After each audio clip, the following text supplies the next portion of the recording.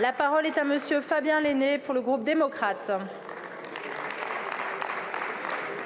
Merci Madame la Présidente. Monsieur le ministre de l'Agriculture et de la Souveraineté alimentaire, je souhaite vous interpeller à propos de la situation sanitaire au regard de l'influenza aviaire hautement pathogène qui frappe durement nos éleveurs et au-delà toute la filière avicole.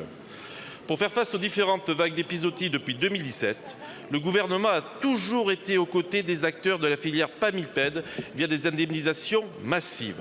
En tant que parlementaire landais, je souhaitais saluer cet effort constant. Au printemps 2017, le ministre de l'Agriculture d'alors avait signé un pacte de biosécurité avec la filière palmipède à foie gras, créant ainsi des mesures préventives et réglementaires cherchant à réduire les risques de diffusion et de transmission. Dans le sud-ouest de la France, entre le 15 décembre 2022 et le 15 janvier 2023, le gouvernement a mis en place le plan Adour, ayant pour but de créer un vide sanitaire. Ce plan a permis de limiter considérablement le nombre de foyers d'épizootie, permettant de relancer le repeuplement des volailles.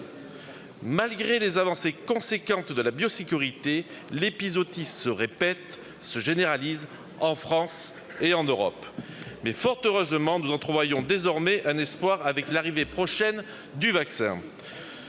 Sans qu'elle ne devienne un substitut de la biosécurité, nous devons envisager de recourir à la vaccination massive. Mais celle-ci ne peut se mettre en place sans l'aide de l'État qui doit soutenir la filière avicole dans cette démarche. La vaccination doit se faire volaille par volaille, avec un coût unitaire du vaccin très élevé. En outre, on devra ajouter un monitoring post-vaccination particulièrement lourd et onéreux, et cela afin de garantir la crédibilité et l'efficacité de la stratégie vaccinale retenue. Compte tenu de ces conditions décrites, Monsieur le ministre, envisagez-vous la mise en place d'un plan visant à soutenir financièrement nos éleveurs lors du déploiement de la vaccination? Je vous remercie. Je vous remercie. La parole est à monsieur Marc Fesneau, ministre de l'Agriculture et de la Souveraineté alimentaire. Merci Madame la Présidente, Mesdames et Messieurs les députés, Monsieur le député Fabien Lainé. Merci de votre question qui me permet de faire le point sur l'influenza aviaire. D'abord le point d'étape sur l'influenza elle-même. Je vous rappelle qu'à l'issue de l'épisode de l'année dernière, nous avions eu plus de 1400 foyers. Nous sommes à date à un peu plus de 310 foyers, ce qui est quand même... alors je pense à tous les éleveurs touchés, pour qui c'est parfois le deuxième, le troisième, ou voire plus d'épisodes. Mais c'est quand même une meilleure nouvelle que l'année précédente, alors que nous nourrissions, à date en tout cas, que nous nourrissions des inquiétudes l'an dernier, puisqu'on sait très bien que l'influenza était restée endémique.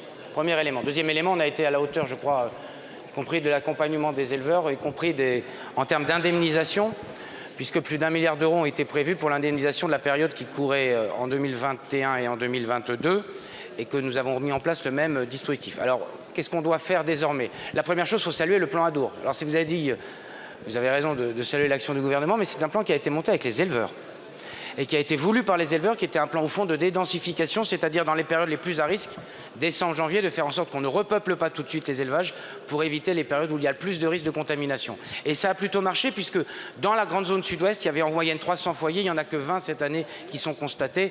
On n'est pas complètement au bout de l'épisode, mais enfin, en tout cas, on peut constater que ça a été dans le bon sens. L'objectif, c'est de prolonger ces mesures-là, et donc on aura un accompagnement financier, ça nous paraît important de le faire. Premier objectif. Deuxième objectif, de penser la même chose sur d'autres zones, de regarder comment on peut le faire, y compris pour préserver le patrimoine génétique qui sert pour les canards, qui est en Pays de Loire et qui est menacé par l'influenza en Pays de Loire du fait des épisodes récents. Puis troisième élément, j'y viens, la vaccination. Nous avons les résultats de la vaccination qui vont arriver d'ici le courant du mois de mars. On a commencé à déployer un plan parce qu'il faut faire de la logistique, de la prévisibilité sur ces sujets-là. J'ai annoncé que le gouvernement, l'État prendra en charge une partie de la vaccination. Et deuxième élément, on a besoin de travailler sur les normes de commerce. Pourquoi? Parce qu'il y a des échanges internationaux qui sont soumis parfois à des règles de vaccination. Il ne faudrait pas que ça vienne obérer nos capacités d'export. Voilà les sujets sur lesquels nous travaillons. Merci beaucoup, monsieur le ministre.